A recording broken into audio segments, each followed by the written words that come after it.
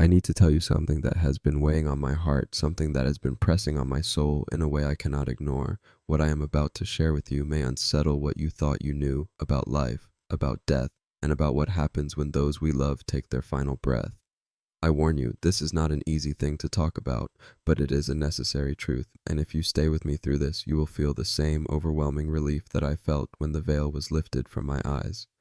This did not begin with me, it began with a letter, a simple letter from someone who was grieving. A woman named Elizabeth had written to me after the passing of her father. Her words were full of sorrow, but hidden inside them was a question that struck me with such force that I could not let it go. She wrote, I keep wondering if my father is still here with me in some way. I sit in his chair. I walk past the garden he loved. I feel him near. But is he really here? Or has he gone on to something I cannot see? How long does a soul stay close to us after death? That question lodged itself deep in my spirit. I have read scripture for years. I have heard sermons. I have had conversations with pastors, with scholars, with believers who have wrestled with these mysteries. Yet when I looked at her words, I realized I did not have an answer that could bring her peace. I could only repeat what others had said, but nothing sounded complete, nothing gave rest. I tried to dismiss it. I told myself that I was not the one to give her this answer, that it was for a minister or a counselor, that I should simply send back a kind word and move on. But I could not. The question followed me into my days and haunted me in the night. I would lie awake staring at the ceiling, thinking of my own loved ones who had gone before me. My grandmother who prayed for me every morning. My friend who left this world too soon. Where were they now? Were they still tied to this earth, hovering over the lives they had left behind? Were they waiting in some place of shadow, some corridor between time and eternity? Or were they already gone to a place beyond my reach? These thoughts consumed me. I found myself distracted during the simplest tasks. I found myself rehearsing conversations in my mind, wishing I had better words, wishing I had truth that did not waver. And so I began to pray in a way I had never prayed before. Not the routine prayers of habit, but desperate prayers from a soul that needed to know. I would whisper, Lord, show me what truly happens when life here ends. Show me not for my curiosity, but for those who are aching to understand. Show me for Elizabeth and for everyone like her who wonders where their loved ones are. For days there was silence. For weeks there was nothing but my own restless searching. I read accounts of near-death experiences. I turned through passages of scripture until the pages felt worn under my fingertips. I listened to theologians explain theories and doctrines, but my heart remained dry. I needed more. I needed an answer that was not of man, but of God. One evening, after another day of wrestling with thoughts that gave no rest, I knelt by my bed. I said aloud, Jesus, I cannot carry this burden any longer.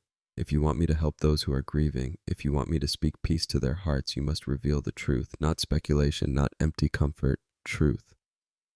That night, something happened that I cannot call a dream. It was not like the ordinary fragments that come and go in sleep. It was more real than waking life itself. I found myself standing in a place that seemed to shine with light from every direction. The air was filled with peace. The ground beneath me was alive with color. And there before me, walking toward me with such familiarity, was the Lord himself. I cannot explain the way his presence felt. His eyes carried depths I had never seen, and yet his smile was tender as if I had always known him. When he spoke my name, it was as if every question, every fear, every restless hour of searching had been seen and understood. He said, You have been carrying a heavy weight. You want to know the truth about the soul's journey because you love those who are grieving. You want to give them peace. I nodded, unable to speak for the tears that filled my eyes. He gestured for me to walk with him. And as we moved through that meadow of light, I knew that what I had prayed for was being answered. I knew that the question which had haunted me was about to be met with revelation. Before he began to explain, he stopped and looked at me as if to make sure I was listening with all my being. The question you have been asking, he said, comes from a misunderstanding about time and eternity. Let me show you what truly happens. I want you to understand something right now, as you hear these words. You are not here by accident. You did not stumble upon this message without purpose. You are listening because God intends for you to know this truth. Wherever you are, Whatever hour it is, you have been brought here for a reason. What he told me in that place shook me to the core. He said that when a person takes their final breath on earth, their soul does not linger in confusion. There is no waiting room. There is no wandering between worlds. The transition is immediate. One moment they are within their earthly body, the next they are in his presence, more alive than they ever were before. I could scarcely take in what I was hearing. I thought of Elizabeth's letter, of her aching question, of all the people who imagined their loved ones trapped in shadows or bound near the earth. And here was the Lord telling me that there is no such delay, that death is not a slow passage but a swift awakening. Yet even as I heard this, another question rose in me. I thought of the countless stories of people who feel the presence of a loved one after they have passed. The dreams, the signs, the moments of comfort that seem more than coincidence. I asked him, if the soul does not remain here, then how do we explain these moments? How do we explain the nearness people feel? He smiled, patient as a teacher who delights in answering the questions of a sincere student. Those moments are real, he said, but they are not what people imagine. When someone enters into my presence, they are filled with perfect joy. They are complete. They are not wandering the earth. What you sense is the eternal nature of love itself. Love does not die. Love crosses every boundary. Love is stronger than death. The love they carried becomes part of my love, and through me it flows back to those they cherish. When I heard this, my heart began to tremble with understanding. He was showing me that what people experience is not the soul trapped between worlds, but love perfected, love magnified, love woven into the fabric of eternity and channeled back to us through him. At that moment, I realized that the question of how long a soul remains near after death is not the right question at all. The real mystery is how quickly they awaken in joy, and how eternally their love continues to reach us. I want you to pause and let that sink in. Think of those you have lost. Think of the nights you wondered if they were still here, if they were watching, if they were near. According to the truth he revealed, they are not lost, they are not trapped, they are not waiting. They are alive in a way you cannot yet imagine, and their love for you has not lessened, but has been perfected. As he spoke these words to me, I felt a burden lifting from my soul. All the nights of restless questioning, all the guilt of not having answers, all the sorrow of imagining separation, it was being washed away. But I knew this was only the beginning. I knew there was more to be revealed, truths that would not only comfort those who grieve, but transform how we think about life itself. He placed his hand on my shoulder and said, "What I am about to show you will change how you see everything. It will show you that death is not the ending that people fear, but the doorway to a greater life, a greater love, a greater reality than anything they have known." And with those words, I understood that my journey had only begun. As we walked through that place of living light, I realized that what was happening was not only for me. It was not only an answer to the question that had tormented Elizabeth or the countless others who had written letters of grief and longing. It was for you as well, for everyone who has ever stared at an empty chair and wondered where their loved one had gone, for everyone who has ever walked past a familiar place and felt a presence they could not explain, for everyone who has ever feared that death meant distance too great to be bridged. Jesus looked at me with eyes that seemed to carry the weight of eternity, and yet also the gentleness of a friend. He said, "Jonathan, people have been asking the wrong question. They ask how long souls stay near the earth, but the real question is how quickly they awaken into life that never ends, and how eternally their love continues to bless those still walking here." I felt my breath catch in my chest, the way he spoke, with authority that needed no defense, with compassion that melted every doubt. I knew that what I was hearing was not theory, it was truth. He gestured to the horizon of that meadow where light seemed to stretch beyond sight. "Let me give you the first truth," he said. "At the moment of death, consciousness does not fade. It expands. The person who leaves their body does not lose awareness. They become more aware than they ever were while bound by earthly limits. What felt like shadows becomes light. What felt incomplete becomes whole. What felt confusing becomes clear." I closed my eyes, trying to take in the weight of this. How many funerals had I sat through, believing that the person was gone into silence, into waiting, into something dull and uncertain. And here I was being told that the very opposite was true, that in their passing they stepped into a clarity beyond imagination. He continued, The second truth is this: death does not end relationships, it perfects them. Every love, every bond, every act of care that was tangled with misunderstanding or brokenness on earth is purified in my presence. The love between parent and child, the devotion of husband and wife, the loyalty of friends, none of it is lost. It becomes what it was always meant to be, free from all distortion. People imagine death as breaking bonds, but it is my joy to reveal that death perfects them. My heart stirred with longing as I thought of all the fractured relationships, the regrets, the words unsaid, the embraces withheld. To imagine those loves healed, whole, perfected, not lost but completed, brought tears to my eyes. We walked further, and the light seemed to shift as if creation itself was leaning in to listen. He said, "The third truth is about time. On earth, years feel like an eternity, days drag when you are grieving. But in eternity, what feels long to you is but a moment to them. The separation that weighs on you like stone feels like the blink of an eye to those who are in my presence. When they close their eyes here and open them in eternity, they know that reunion is certain, and they wait with patience that is filled with joy." I thought of Elizabeth again, and of all those who spend sleepless nights wondering how many years it will be until they see their loved ones again. To them it feels unbearable, but to those who have crossed over, the wait is no wait at all. Reunion is already being woven into eternity, and the pain of distance does not exist for them as it does for us. Jesus stopped and turned to face me directly. His voice was steady, filled with both gravity and tenderness. The fourth truth is this: every act of love performed on earth carries eternal weight. Nothing done in love is ever wasted. Every kindness, every word spoken in compassion, every tear wiped away, every sacrifice, all of it becomes woven into the eternal fabric of reality. You may forget acts of love, but I never do. They shine forever. My knees grew weak. I thought of the small gestures, the unnoticed sacrifices, the quiet choices that seemed forgotten. He was telling me that none of it was meaningless, that eternity remembers every act of love. As we stood there, I realized I had been holding my breath. I finally exhaled, as if releasing the doubts and fears that had bound me for so long. Yet even as I felt released, there was more to come.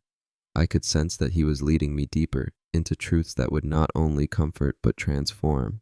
He began to walk again, and I followed close, unwilling to miss a single word. He said, "The fifth truth is that those who have passed can now see the full picture. On earth, they struggled to understand why pain came, why loss struck, why prayers seemed unanswered. In my presence, they see with clarity how every moment had purpose, how every trial was shaping them, how every sorrow was leading to joy beyond measure. They carry no regret, for they understand fully what they could not before." My heart trembled at this. I thought of all the times I had questioned the fairness of life, the cruelty of death, the suffering that seemed senseless. And here he was saying that in eternity all of it is understood, that nothing is wasted, that what looks broken here becomes beautiful there. He paused as if to let me take it in, then continued. "The sixth truth is that heaven is not a place of idleness. It is not sitting upon clouds. It is a realm of joy, of creativity, of purpose. The gifts and talents that were limited on earth are released fully in eternity. The departed are not resting in boredom. They are alive in purposeful expression, in creativity that glorifies, in work that fulfills in ways earth never allowed." I felt wonder rise in me. How many times had people imagined heaven as dull, as endless rest without activity? But he was revealing a vision of eternity alive with purpose, where no gift is wasted, where every ability is awakened to its fullest. He looked at me with joy in his eyes and said, "The seventh truth is that learning does not end. Growth does not stop. In my presence, understanding deepens forever. Mysteries that troubled minds on earth become clear. Questions that burdened hearts are answered. It is the great classroom of eternity, where love and truth are endlessly revealed." I found myself smiling through my tears. To think that we do not arrive at a static end, but at a beginning of unending discovery. To think that the questions that had haunted so many hearts are not left unanswered, but are opened into wisdom that has no limit. He placed his hand upon my shoulder again and said, "The eighth truth is one that will bring hope to every grieving heart. The moment a soul enters my presence, every burden falls away. Depression lifts. Fear vanishes, pain disappears, wounds are healed. They become the person they were always meant to be before brokenness twisted them. They are whole, radiant, alive in ways you cannot yet imagine. I closed my eyes as tears streamed down my face. I thought of those who had suffered with illness, who had wrestled with despair, who had carried heavy chains, and to know that all of it fell away instantly at the moment of passing was almost too beautiful to bear. He continued, his voice filled with wonder. The ninth truth is that those in my presence see with spiritual clarity. They can perceive how I am working in the lives of those still on earth. They understand how tragedies are being woven into triumphs. They see prayers answered in perfect timing. They rest in the knowledge that I am guiding everything toward good, and because of this, they are at peace. They do not worry. They do not fear. They trust. My soul felt lighter as I listened. All the worries we imagine our departed carry for us, he was telling me, they do not bear them at all. They are not anxious. They are not burdened. They are at peace, and in their peace they love us more fully than ever. Finally, his voice grew strong with joy as he said, the 10th truth is that the reunion is not distant, it is already beginning. Every moment you feel the comfort of a loved one, every dream in which they appear, every sudden sense of peace that surrounds you, it is a foretaste of eternity. The connection has not ended, it is active even now, the reunion is already unfolding. At this, I felt my whole being tremble. 10 truths, each one like a key turning in a lock, opening doors that had been sealed by fear. I could see why he had brought me into this place, why he had spoken these words. It was not only to ease my doubts, but to bring hope to every soul listening now. As I stood there overwhelmed by what I had just heard, he looked at me and said, do you see why I had to show you this? People live in fear of death as though it is the end. But death is the door to a greater life. It is the perfection of love. It is not loss, it is transformation. Tell them this. Tell them they need not fear. And with those words, part 2 of my journey came to a close. Yet deep within me, I knew that the revelation was only beginning.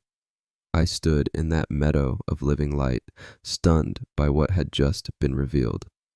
10 truths had been laid before me, each one dismantling fears I had carried for years, each one answering questions that countless hearts had whispered in the silence of grief. Yet even as I tried to hold them all, I sensed that the most tender part of the revelation had yet to come. Jesus looked at me with compassion that seemed to reach into the deepest corners of my heart. He said, Jonathan, the reason so many people fear death is because they think it creates distance. They think it tears apart what matters most. But the truth is exactly the opposite. Death eliminates distance. It perfects love. It transforms relationship into something even stronger than it ever was on earth. My mind reeled at his words. Death eliminating distance. Could it be that what we have always feared was in fact the doorway to greater closeness? He continued, think of it this way. On earth, a person can only be in one place at one time. A mother can comfort one child, a father can protect one family, a friend can stand beside one companion. But when they pass into my presence, their love is no longer bound by time or space. Through me, their perfected love can comfort many. Through me, their presence can be felt wherever it is needed. They are not diminished by death, their love multiplies. I could feel tears forming again as I thought of parents who worry about leaving children behind, of spouses who fear they will not be able to care for the one they love, of friends who long to continue supporting those they cherish. His words were lifting that fear. He was showing me that death does not take away their ability to love.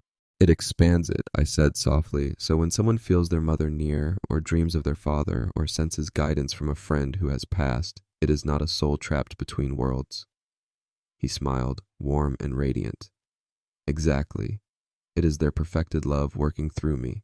They are fully alive in heaven, yet their love flows back to earth. Every time comfort comes, every time guidance appears, every time peace settles into the heart of the grieving, it is their love transformed and magnified through my infinite love. They are not watching helplessly from a distance. They are participating with me in caring for those they love. I thought of Elizabeth again, of her sitting in her father's chair, wondering if he was near.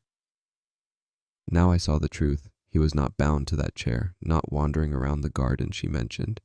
He was in joy beyond imagining, but his love for her had been woven into Christ's love, reaching back to comfort her in ways she could recognize. Jesus paused, letting the weight of this truth sink in, then said, "This is why people sometimes feel guilty for moving forward after loss. They think their happiness dishonors those who are gone. But the souls in heaven rejoice when their loved ones live fully. They celebrate when you smile again, when you laugh again, when you embrace life again. Your joy does not dishonor them. It honors them because they now see how precious life truly is." His words broke something open in me. How many carry guilt like a chain, afraid that healing means forgetting, afraid that joy means betrayal. But he was telling me that joy is what the departed desire most for us. I whispered, "So every wedding where a mother is absent, every graduation where a father is missing, every milestone where someone feels the empty space, they are not forgotten. Their love is present, cheering, celebrating, rejoicing." "Yes," he said with a smile that shone brighter than the sun around us. "They are part of the great cloud of witnesses. They do not look down with sorrow. They look with perfect love. They are not wishing they could come back. They are urging their loved ones forward. They are celebrating every step." The thought overwhelmed me. I wanted to fall to my knees, but he placed his hand on my shoulder to steady me. Then he said, "Now let me tell you something that will change how you live. People ask how long souls stay here after death. The truth is, they do not stay. They go immediately into joy. But love remains. Love never leaves. Love continues forever." The words echoed in me with such power that I knew they were not for me alone. They were for you. They were for everyone who wonders, everyone who fears, everyone who longs to believe their loved ones are still near in some way. I asked him quietly, "So love itself becomes the bridge?" He nodded. "Yes, death ends the physical connection, but it begins the perfect connection. Death does not end love. It perfects love. It makes love eternal, unbreakable, unstoppable." As we walked, I felt as if every step was carrying me deeper into a truth that would change everything. He began to paint a picture that made my heart race. "Imagine a child who loses a mother," he said. "That child feels comfort years later during a moment of sorrow. The mother is not wandering the earth. She is in perfect bliss with me. Yet her perfected love has become part of my love for that child, flowing through me as comfort that feels familiar and real. That is why the child knows deep down, my mother is still with me." I could see it so clearly. The departed are not bound to earth. They are fully alive in heaven.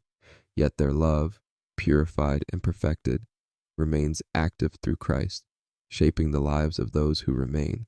He continued, "This is why grief and comfort exist together. Grief is real because physical presence is gone, but comfort is real because love is eternal. People think they must choose between mourning and hope, but the truth is they are woven together.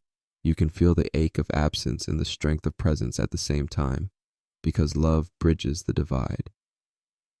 His words settled into me like healing balm. They made sense of the contradictions that so many wrestle with, the tears that come even when peace is present, the ache that lingers even when comfort arrives.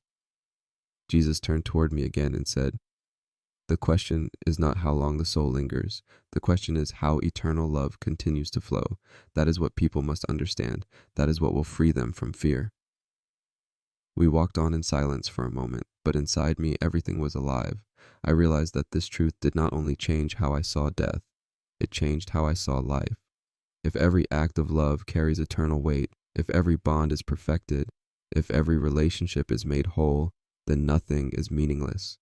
Every embrace, every word, every sacrifice echoes in eternity. I whispered aloud without even realizing it. "This changes everything." Jesus smiled. "Yes, it does. When people understand this, they stop fearing death.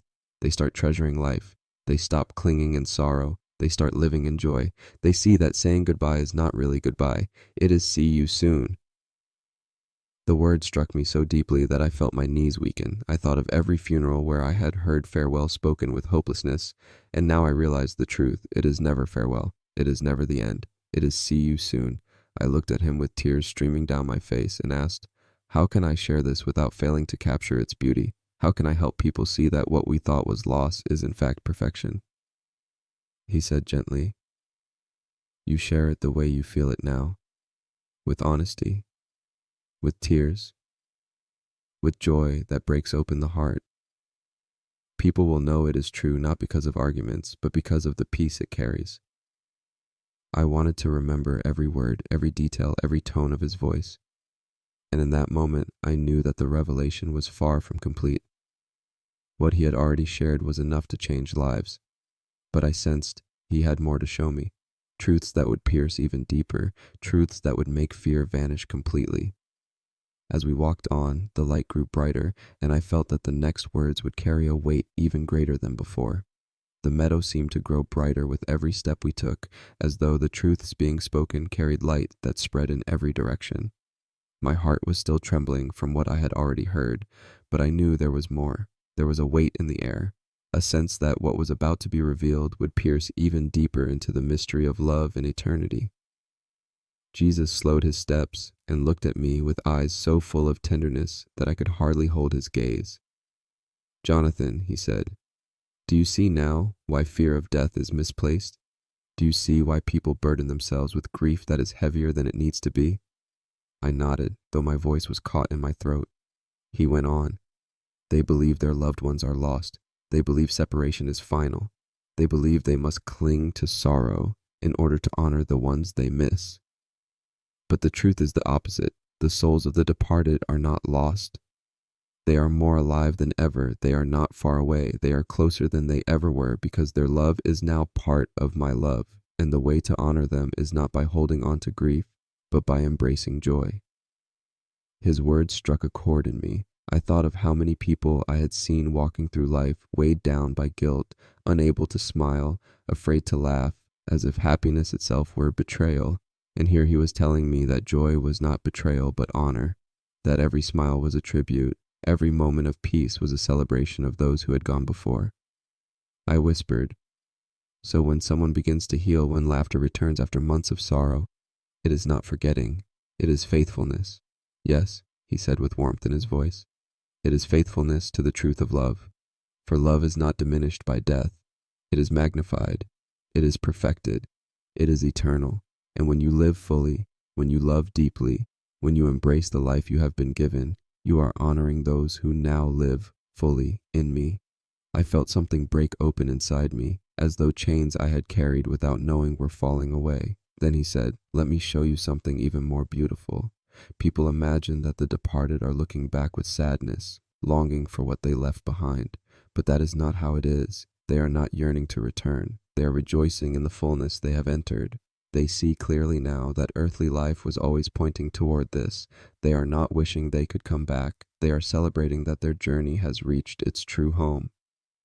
The words pierced me with both sorrow and joy. Sorrow, because I realized how often we picture those we love as lonely without us. Joy, because I now saw they were anything but lonely. They were complete, whole, embraced in a love beyond imagining. He continued, but do not think that means they forget you. Far from it. Their love has been perfected. They see you with greater clarity. They know you with greater tenderness. They support you with greater strength. Through me, they are part of your journey still, though not in the way you once knew. Their earthly love has become heavenly love, and that love flows to you through me. I thought again of Elizabeth and the letter that had begun this entire search. I could see her reading these words with tears of relief, realizing her father was not trapped, not wandering, not lost, but alive in joy, while his love continued to reach her. Jesus placed his hand upon my heart and said, this is why dreams sometimes come. This is why in moments of despair, people feel a sudden peace. This is why in decisions they sense guidance that seems familiar. It is not the departed soul walking the earth, it is their perfected love flowing through my love, making itself known in ways that touch the heart. That is why it feels so personal, because it is personal. Love does not end, love becomes eternal. His words filled me with such clarity that I wanted to shout them aloud, as if to every grieving heart at once. But he continued speaking, and I could only listen with reverence. Now I will tell you why this truth matters so deeply, he said. It is not only to comfort the grieving, it is to awaken the living. When people understand that death is not loss but transformation, they begin to live differently. They stop wasting time, they stop postponing love, they stop waiting for tomorrow to embrace life. They realize that every act of love has eternal significance. They understand that to live fully is to prepare for eternity. As he spoke, I felt as if a veil was being torn away. I saw how often we cling to fear, how often we hesitate to forgive, how often we hold back kindness as though tomorrow is promised. But if every moment of love echoes in eternity, then nothing should be withheld, nothing should be delayed. I asked softly, so the way we live now is not only for this life, it is for forever. He nodded with joy in his eyes. Yes, every word of compassion, every embrace of forgiveness, every sacrifice made in love, they do not fade. They are eternal. And when you see your loved ones again, you will see how every act of love has become part of the fabric of eternity. Nothing done in love is wasted. The weight of his words pressed upon me. I thought of moments when I had failed to love, when I had chosen bitterness instead of grace. Yet even in that sorrow I felt hope, because he was showing me that it is never too late to love more deeply, never too late to let love shape the story. We walked further, and the meadow opened into a vast horizon of light. I could sense that the very air was alive with the echoes of eternity. Then he said something that made my heart race. Jonathan, the question of how long souls stay here after death is rooted in fear. People fear being forgotten. They fear being abandoned. They fear being left alone. But here is the truth that shatters those fears. The moment someone enters my presence, they are not farther from those they love, they are nearer. For death does not create distance, it removes it. I felt as though my soul itself was trembling. To think that death, which we have always feared as separation, is in fact the doorway to greater closeness. To think that love is not ended but magnified, not lost but perfected. He looked at me with such intensity that I could not look away. Tell them this, he said. Tell them that when they feel alone, they are not alone. Tell them that when they feel abandoned, they are still loved. Tell them that when they weep, heaven weeps with them, and when they rejoice, heaven rejoices too. Love has not left them. Love has become eternal. My tears fell freely as I realized how many hearts would be healed by these words. But even as he spoke, I could sense that he was leading me deeper still. I knew there were truths yet to be revealed, truths that would not only comfort, but awaken, truths that would challenge everything I thought I knew about life and death. The meadow shimmered as though creation itself was preparing for the next revelation. Jesus turned to me and said, Jonathan, are you ready to see what comes next? I could only whisper, Yes, Lord, I am ready. The light of that meadow seemed to swell until it wrapped around us like a living presence. My heart was pounding as though it knew that what was coming next would be the most powerful revelation of all. Jesus looked at me with such tenderness that it broke me open. I felt seen in ways I had never been seen before. He said, Jonathan, the greatest misunderstanding people carry about death is that it marks the end. They think it severs what is most precious. They think it silences what has always mattered, but the truth is far more beautiful. Death is not the end of love. Death is the perfection of love. It is the moment when every bond, every act of kindness, every connection of the heart is lifted into eternity and completed. I tried to take in his words, but the weight of them was almost too much. I thought of all the funerals where sorrow was heavy, of all the families who whispered, "It is over," as they said goodbye. And here he was telling me that it is not over, that what matters most is only just beginning. He stepped closer, his voice becoming more intense. Do you understand what this means? It means that no tear shed in love is forgotten. No word spoken in kindness is wasted. No sacrifice made for another is lost. All of it is gathered. All of it is remembered. All of it is transformed into eternal reality. Death does not erase love. Death makes love eternal. Tears blurred my sight as I thought of my own family, my friends, the moments I had held them close, the words I had spoken in care. To know that none of it had vanished, that all of it remained alive in eternity, filled me with a relief so overwhelming that I could hardly breathe. Jesus lifted his eyes toward the endless horizon and said, when someone dies, people on earth see only absence. They see the empty chair, the quiet room, the missing presence. But what heaven sees is immediate fullness. The soul arrives in joy beyond imagination, embraced, complete. alive in ways no earthly language can capture.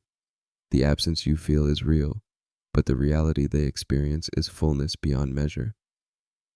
I whispered, so we are grieving not because they are gone, but because we cannot yet see what they see. He nodded. Yes, grief is real, but grief does not tell the whole story. Grief is the shadow of love in a world of time. But when you step into eternity, you will see that what looked like separation was transformation. You will understand that love was never lost. It was perfected. His words sank into me like fire and comfort at once. Then he said, I want you to understand something even deeper. Death does not create separation. Death removes it. The very moment a soul enters eternity, the barriers that once limited love are torn away. They can love more completely, more fully, more perfectly than they ever could on earth. Through me, their love is multiplied without limit. Through me, they become part of my care for those they love. Their love is not less present. It is more present, though you cannot see it with earthly eyes. I thought of all the times I had felt comfort in moments of despair, all the times when peace had settled on me unexpectedly, and I realized that these were not coincidences. They were the flow of perfected love reaching me through him. He continued, this is why you must tell them. Tell the grieving that they do not need to carry guilt for moving forward. Tell the fearful that they do not need to dread death. Tell the lonely that they are not abandoned, for the souls who have passed are alive. Their love is active, and I am weaving all of it into eternity. I felt the weight of responsibility pressing into me. I knew these were not words to keep hidden. They were words meant to set hearts free. Jesus smiled gently and said, Jonathan, when people understand this truth, they begin to live differently. They begin to love with urgency. They begin to treasure every moment. They stop postponing kindness. They stop holding back forgiveness. They realize that every act of love matters forever. I thought of my own life, of the moments I had wasted in pride, in fear, in hesitation. I thought of opportunities missed to speak words of hope, to extend a hand of mercy, to choose patience instead of anger. And yet, in that moment, I felt no condemnation, only invitation. He was showing me that I still had time to live differently, that love could still shape the rest of my days. We walked together further into the light, and I could sense that every step was carrying me closer to the climax of the revelation. He said, now let me tell you the most beautiful part. When someone you love passes into my presence, they do not stop being part of your story. They become woven into it in a new way. Their love becomes part of my love for you. Their care becomes part of my care for you. Their devotion becomes part of my devotion to you.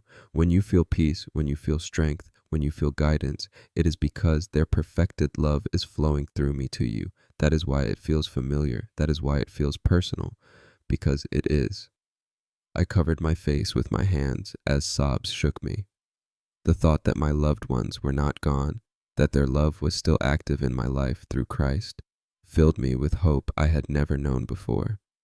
He placed his hand gently on my shoulder and said, the souls in heaven do not miss earth. They are not longing to return, but they do not forget. They love more purely, more completely, more perfectly than ever. They rejoice when you rejoice. They celebrate when you live fully. They honor your life by urging you forward. They are not shadows of what they once were. They are the fullness of what they were always meant to be. His words made me think of every family gathered in sorrow, every person wondering if their loved one is safe, every child asking if their parent still cares. And the answer was so clear now. Yes, they are safe. Yes, they care. Yes, they love still, more than ever before. Then Jesus spoke with a gravity that made every part of me listen. This is why death must not be feared. It is not the thief people imagine. It is the doorway to what they have been longing for all along. It is the moment when love is completed, when faith becomes sight, when hope becomes reality. Those who pass are not gone into silence. They are awakened into joy. And those who remain are not abandoned. They are loved with a love that cannot fail. The meadow seemed to shimmer with his words, as if creation itself was echoing the truth. I asked him, Lord, how can I possibly carry this? How can I possibly explain this beauty to those who are hurting? He said, you carry it not with arguments, but with the same tears you feel now. You carry it with the joy that comes from freedom. You carry it with the peace that has entered your heart. When people see that peace, they will know it is true. When they hear you speak with the weight of love, they will feel it for themselves. The truth will carry itself. I felt a strength rising in me, a strength not my own, as if his words were planting themselves in my very soul. He continued, "And there is more. You must also tell them that life itself is a gift, a preparation, a holy calling. Every day they live is a chance to love, a chance to give, a chance to weave threads of eternity. They must not waste it. They must not postpone it. For when they step into eternity, they will see that every moment mattered." At that, I fell to my knees, overwhelmed by both the beauty and the responsibility. He knelt beside me, placing his arm around me like a brother, and whispered, "This truth is not a burden. It is freedom. It is the end of fear. It is the beginning of joy." And as I lifted my head, I realized that the revelation was reaching its climax. What he had already shown me was enough to transform every heart, yet I sensed that there was still one final truth, one final unveiling that would bring everything together. The light grew brighter still, and I knew the moment was near. The light that surrounded us had grown so bright that I felt as though heaven itself was leaning near, waiting for the final words to be spoken. My heart was already undone, my spirit already transformed, yet I sensed that one last truth remained, one final revelation that would bind everything together and leave no room for fear. Jesus turned to me, his face radiant with joy, and his eyes filled with tears that mirrored my own. He said, "Jonathan, what I am about to tell you is the most important thing you will ever carry. It is the truth that changes how people grieve, how they hope, how they live. It is the truth that ends fear and begins freedom." I could barely breathe as I waited. He said, "The soul does not stay here after death. It does not linger in shadows. It does not wander in confusion. The soul enters immediately into my presence, into joy without measure, into life without end. But love remains. Love never dies. Love continues forever, and through me that love reaches those still on earth more powerfully than it ever could before." His words rang like a bell in my soul. They answered every question, silenced every fear, dissolved every doubt. He stepped closer and placed both of his hands upon mine. "Do you see what this means? It means that those who grieve are never truly separated from those they love. It means that death is not the end of relationship, but its perfection. It means that love itself is the bridge between earth and heaven, unbroken, unshaken, eternal." I felt tears streaming down my face, but they were not the tears of despair I had known in the past. They were tears of relief, of hope, of joy too great to hold. He continued, "This is why people sometimes dream of their loved ones. This is why they feel presence when they are most afraid. This is why peace comes when sorrow overwhelms. It is not the soul bound to earth. It is perfected love flowing through me, reaching them at the exact moment they need it. Love has no boundaries. Love is eternal. Love is me." The words pierced me with beauty.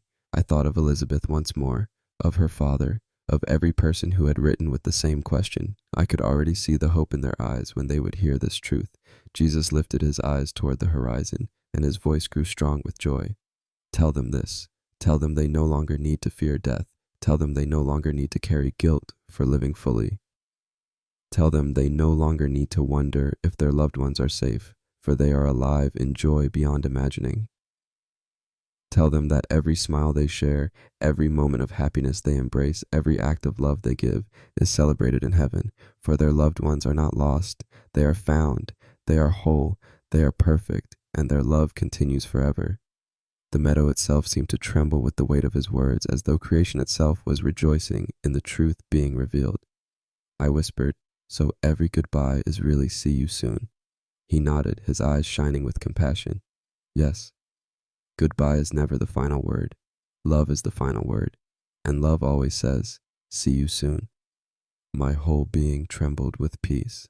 Then he said, "Jonathan, this is the truth you must carry, not because you are special, not because you have all the answers, but because your heart longs to comfort those in pain. Share it with tears, share it with joy, share it with honesty. When they hear you speak it, they will feel the same relief you feel now. They will know that what you are saying is not theory, it is truth." He placed his hand on my shoulder one final time. "Tell them that life is precious. Tell them to love deeply. Tell them to forgive quickly. Tell them to treasure every moment, for every act of love matters forever. Death does not erase what is important. Death perfects it. Death does not diminish love. Death multiplies it. Death does not end relationship. Death transforms it into eternity. I fell to my knees, overwhelmed. The meadow seemed to dissolve into light itself, and I knew that my time in this place was drawing to a close. Jesus knelt beside me, placing his arm around me as a friend. He whispered, "Do not forget a single word. When you wake, you will remember everything, and you will know that this truth is not only for you. It is for all who grieve, for all who fear, for all who wonder. It is for every soul who needs to know that love never ends." As his words filled me, I felt myself being drawn gently back toward waking reality. The meadow of light began to fade, but the peace remained, the joy remained, the truth remained. And then I opened my eyes. I was lying in my own bed, yet it felt as though heaven itself was still shining in the room. Tears streamed down my face, not tears of sorrow, but tears of overwhelming relief. I knew that what I had experienced was not a dream. It was a revelation. It was an answer not only to Elizabeth's question, but to the questions of countless hearts across the world. I reached for a pen and paper and began to write as fast as I could, capturing every detail, every word, every truth. I did not want to lose a single syllable of what had been spoken to me. And as I wrote, I felt the same peace flooding me again, the same certainty that this was not for me alone. This was for you. This was for everyone who has ever sat in silence wondering if their loved one is still near. This was for every parent who lost a child, for every child who lost a parent, for every friend who lost a companion. This was for every soul weighed down by fear of death. The truth is this: your loved ones are not gone.